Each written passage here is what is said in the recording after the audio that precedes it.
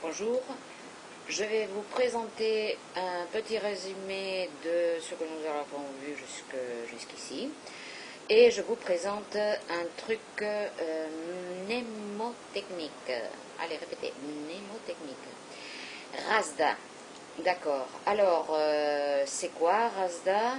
Eh bien, c'est les 4 ou 5 questions que vous devez vous poser dans toute analyse linguistique diachronique et qui doivent figurer obligatoirement dans l'intro de vos évolutions phonétiques. Allez, on les voit une par une.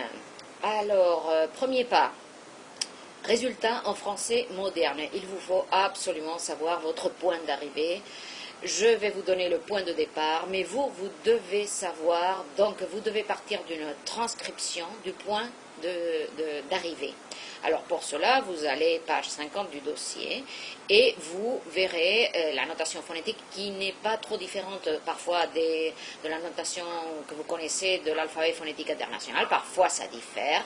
Vous avez d'autres infos, par exemple, comment savoir quelles sont les consonnes occlusives, quelles sont les dentales, si elles sont sourdes, sonores. Alors là, vous avez le mode d'articulation et là, vous avez le point d'articulation. Là, vous avez pour la phonétique et ici, toutes les voyelles et consonnes.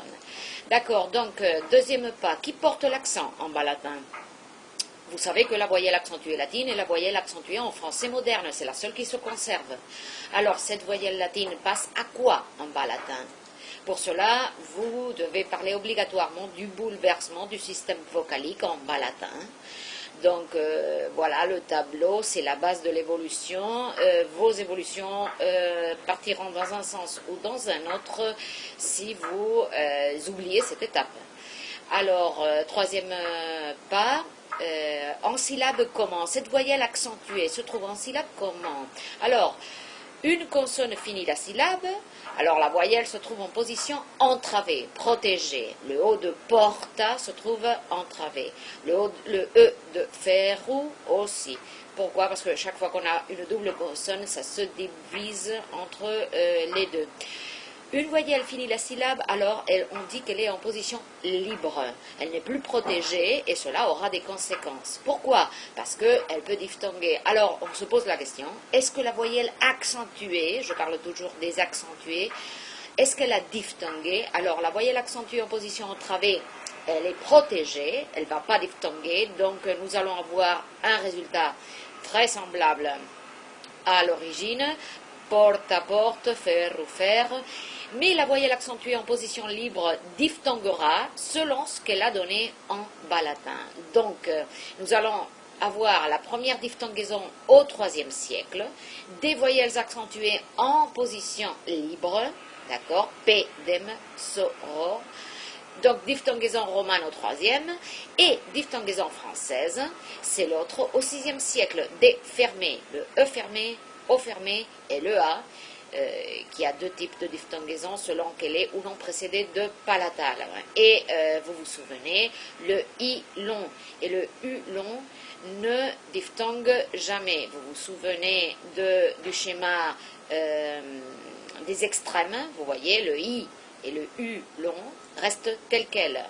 Mais tout le reste, sauf le A, qui se résume, va se modifier. Donc, petit tableau à savoir par cœur. Bien, donc nous voyons le suivant, le dernier pas, le cinquième, c'est un autre phénomène qui a marqué le mot, si cela s'est produit. Par exemple, si l'accentué se trouve en position entravée et semble avoir diphtongué, il faut l'expliquer parce qu'il y a une contradiction. Noc, T. La voyelle semble en position entravée, mais cependant le résultat nous dit qu'elle a diphtongué.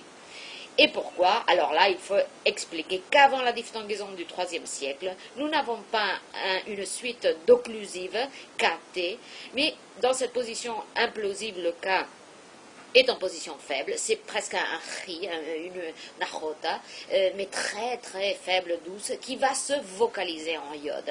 Donc de fait, lorsque la voyelle peut diphtonguer au IIIe siècle, elle n'est plus en position entravée, elle va se retrouver avec un iode. On résume?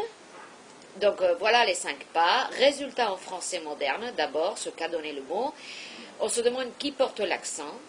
On se demande en syllabe comment, en travail libre. Est-ce qu'elle a diphtongué ou bien autre changement significatif qui a marqué l'aspect du mot. Je vous donne des exemples. Alors, par exemple, voilà l'évolution de sapiam. En premier lieu, nous avons le point d'arrivée, sache.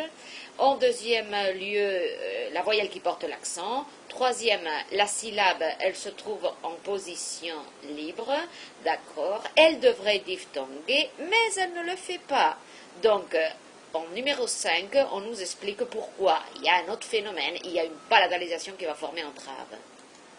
Dans le cas de tota, plus ou moins la même chose. Point d'arrivée, toute, en français moderne, qui porte l'accent, le O long, qui se trouve en position entravée par la double consonne. Donc, il ne va pas diphtonguer, c'est notre numéro 4.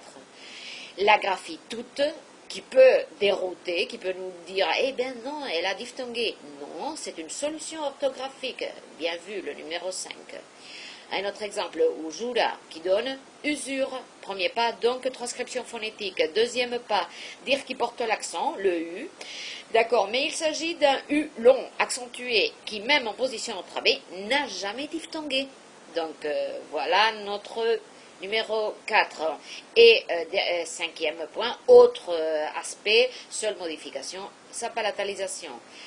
Un dernier exemple, tela, qui donne toile. Donc, premier pas, ça fait toile en français contemporain. L'accent est sur le E fermé, la syllabe est ouverte, donc la voyelle peut diphtonguer au 6e. Et là, une petite explication de cette diphtongaison étrange. Elle peut sembler compliquée, bizarre, parce que la graphie s'est figée de très bonne heure, tandis que l'évolution phonétique a continué. Donc voilà pour votre intro, la présentation du mot. Et un conseil général, cherchez toujours dans les tableaux pages 50 et suivants des cas semblables à celui que vous analysez. Regardez toujours s'il s'agit d'une voyelle accentuée ou d'une voyelle initiale ou d'un P tout seul ou d'un P entre voyelles ou d'un K suivi de E, suivi de I. Vous avez nombre de cas. Cherchez donc le cas qui se ressemble le plus à celui que vous pouvez, que vous êtes en train d'analyser. Vous aurez le siècle, vous aurez l'étape, l'époque, donc vous pourrez revenir en arrière dans le dossier pour chercher une explication. Voilà, merci de votre attention, on se revoit lundi.